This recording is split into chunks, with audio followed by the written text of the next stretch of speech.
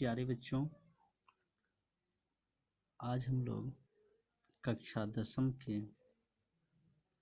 भौतिकी के पाठ 1 प्रकाश का परावर्तन का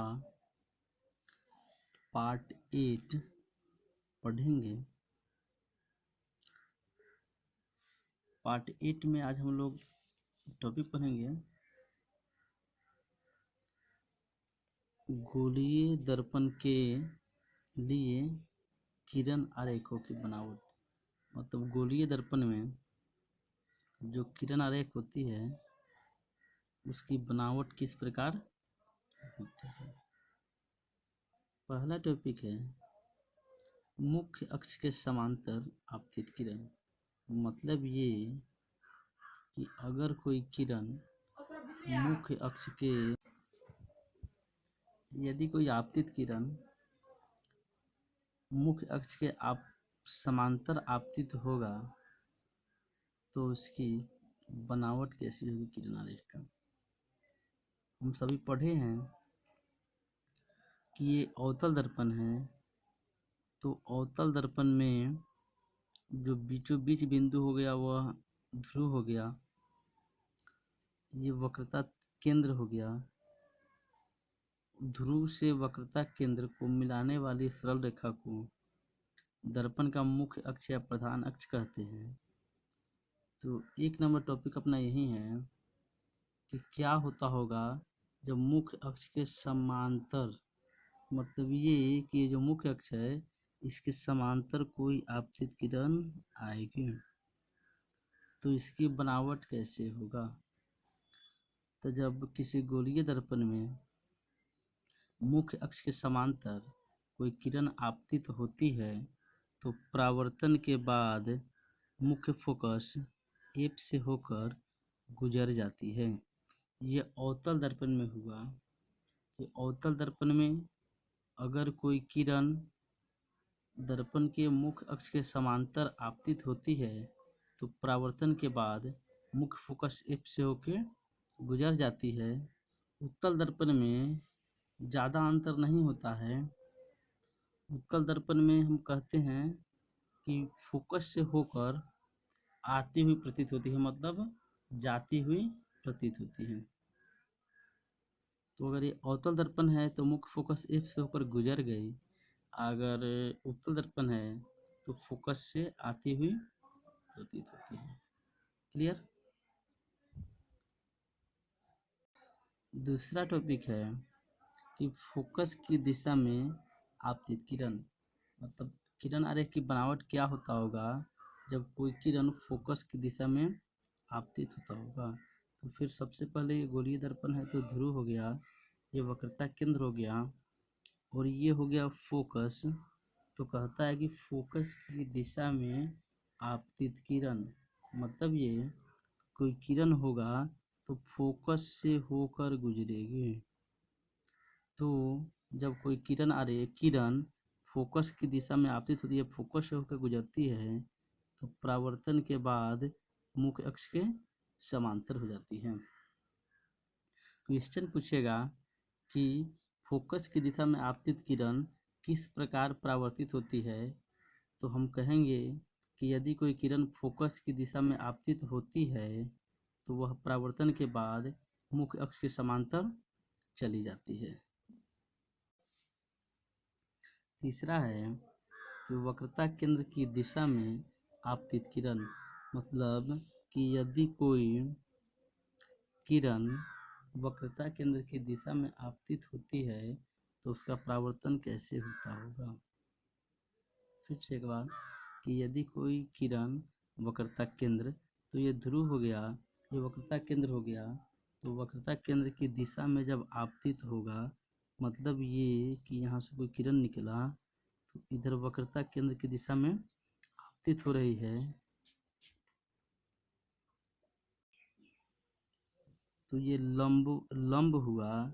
तो यदि कोई किरण गोलीय दर्पण के वक्रता केंद्र की दिशा में आपतित होती है तो परावर्तन के बाद बिना मुड़े हुए पुनः उसी दिशा में लौट जाती है। मतलब जिस दिशा में आपतित होती है परावर्तन भी उसी दिशा में हो जाता है। चौथा है कि ध्रुव की दिशा में आपतित किरण। फिर से एक बार,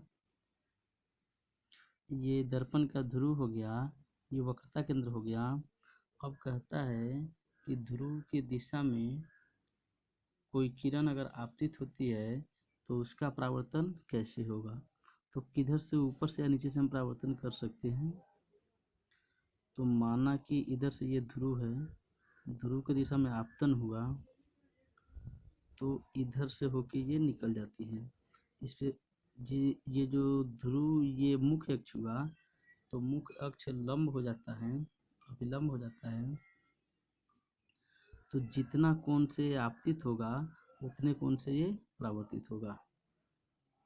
एक बार फिर से इसका रिवीजन कर लेते हैं कि यदि कोई किरण मुख्य अक्ष के समांतर आपतित होती है तो परावर्तन के बाद मुख्य फोकस से होकर गुजर जाती है।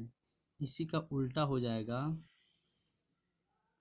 कि फोकस की दिशा में होगा तो परावर्तन के बाद मुख्य अक्ष के समांतर निकल जाएगा। दोनों सेम है, मुख्य अक्ष के समांतर आया तो परावर्तन के बाद मुख्य फोकस से गुजरा, मुख्य फोकस से होकर गया तो परावर्तन के बाद मुख्य अक्ष से समांतर निकला। तीसरा है वक्रता केंद्र की दिशा में आपतित किरण। तो वक्रता केंद्र यह मूर्ता नहीं है, जिस तब पथ पर, जिस रास्ता पर ये आपतित होती है तो परावर्तन के बाद पुनः उसी रास्ता पर वापस लौट जाती है। चौथा है ध्रुव की दिशा में आपतित किरण। तो ध्रुव की दिशा में आपतित होगी तो ये आपतित किरण हो गया, ये परावर्तित किरण हो गया, ये अभिलंब हो गया। तो इसमें जितना कोण से आपतित होगी उतना ही कोण बनाते हुए परावर्तित हो जाएगी। अब हम नेक्स्ट टॉपिक पढ़ेंगे दर्पण का उपयोग। तो पहला पढ़ेंगे हम अवतल दर्पण का उपयोग। अवतल दर्पण के उपयोग में एक नंबर में हम लिखेंगे अवतल दर्पण का उपयोग दाढ़ी बनाने वाले दर्पण के रूप में किया जाता है। दाढ़ी बनाने वाले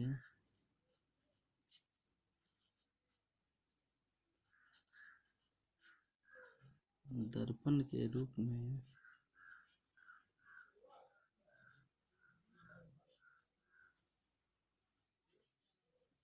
में किया जाता है।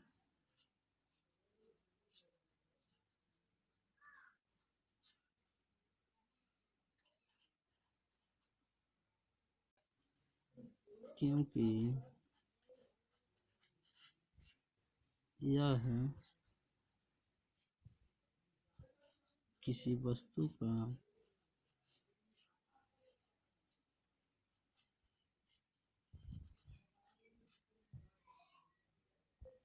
सीधा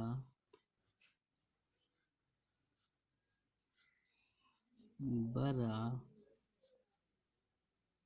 तथा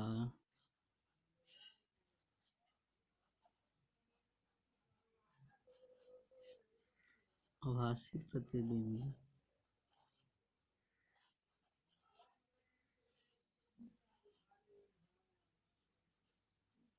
बनाता है। उत्तल दर्पण का उपयोग पहला हुआ कि इसका उपयोग दाढ़ी बनाने वाले दर्पण के रूप में किया जाता है। अगर केवल उपयोग पूछेगा तो एक उपयोग हो गया कि दाढ़ी बनाने वाले दर्पण के रूप में किया जाता है। क्वेश्चन पूछेगा कि अवतल दर्पण का उपयोग दाढ़ी बनाने वाले दर्पण के रूप में क्यों किया जाता है, तो हम आंसर देंगे कि क्योंकि यह किसी वस्तु का सीधा, बड़ा तथा आभासी प्रतिबिंब बनाता है। दूसरा है अवतल दर्पण का उपयोग कि इसका मतलब अवतल दर्पण का उपयोग, इसका उपयोग वाहनों के हेडलाइटों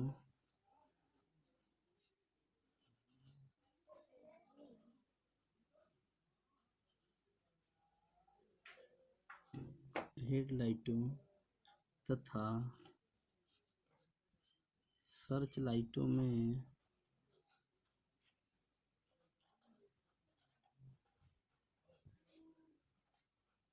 में किया जाता है,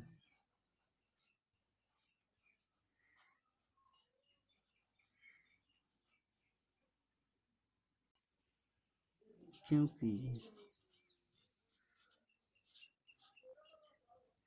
जब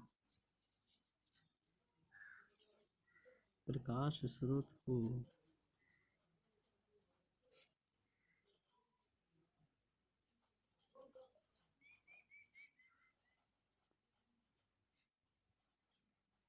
अवतल दर्पण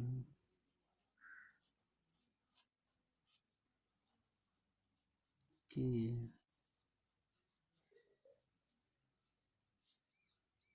फोकस पर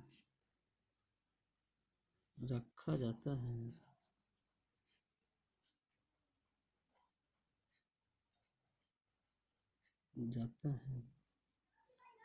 तो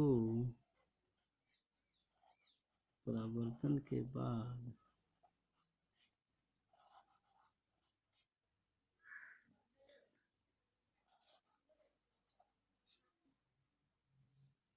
प्रकाश का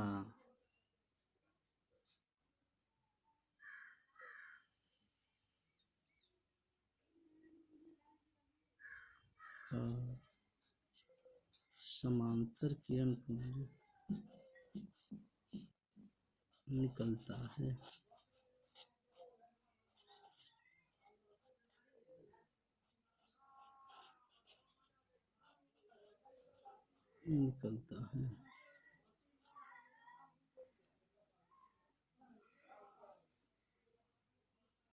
क्वेश्चन पूछेगा कि केवल इसका उपयोग बताएं, तो वाहनों के हेड लाइटों तथा सर्च लाइटों में किया जाता है। यहाँ पे हेड लाइटों है, और हेड लाइट का मतलब होता है आगे वाला लाइट, और उत्तल दर्पण का उपयोग होता है पीछे देखने वाली आईना के रूप में, मतलब पीछे देखने वाला साइड मिरर के रूप में। तो याद हम रखेंगे कि अवतल दर्पण का उपयोग होता है हेड लाइट में, और उत्तल दर्पण का उपयोग पीछे देखने वाली आईना के रूप में। अब पूछिए क्यों इसका मतलब अवतल दर्पण का उपयोग वाहनों के हेडलाइटों में क्यों किया जाता है, तो आप इसका आंसर देंगे कि जब प्रकाश को अवतल दर्पण के फोकस पर रखा जाता है, तो उस प्रकाश को परावर्तित करके एक समांतर किरणपुंज निकलता है, इसलिए इसका उपयोग हम हेडलाइट में करते हैं। 3 नंबर है कि इसका उपयोग, इसका मतलब अवतल दर्पण का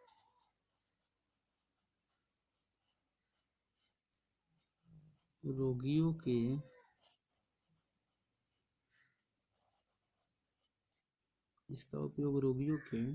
कान, नाक, गले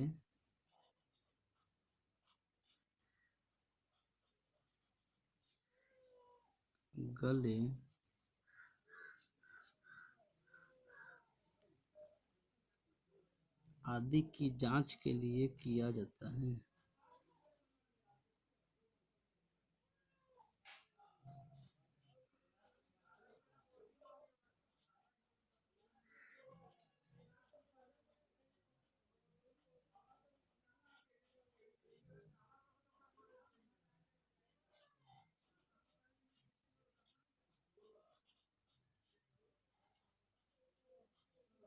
क्योंकि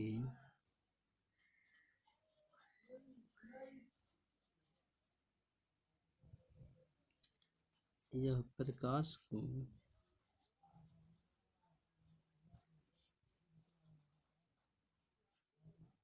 एक छोटी सी जगह पर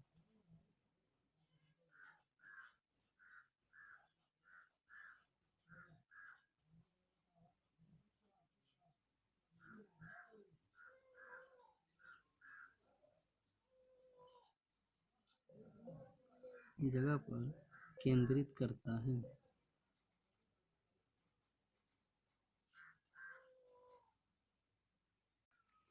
4 में है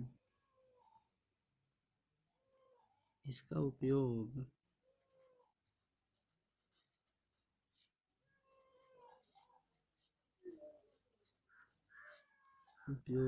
सौर भट्टियों में भट्ठियों में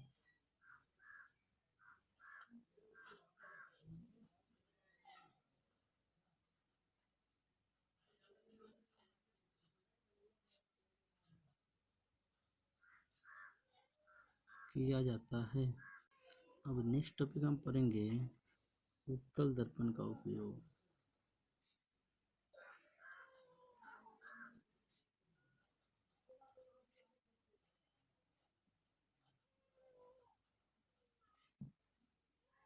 उत्तल दर्पण का उपयोग में पढ़ेंगे कि इसका उपयोग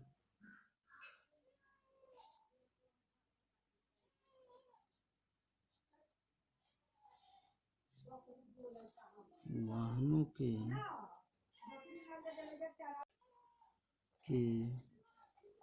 साइड मिरर या पीछे देखने की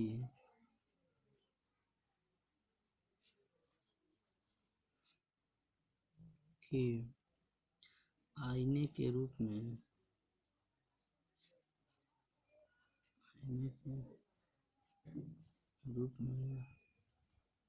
होती है। उत्तल दर्पण का उपयोग वाहनों के साइड मिरर या पीछे देखने की आईने के रूप में होता है। वहाँ पे हेडलाइट में था, यहाँ पे पीछे देखने की आईना के रूप में है। क्योंकि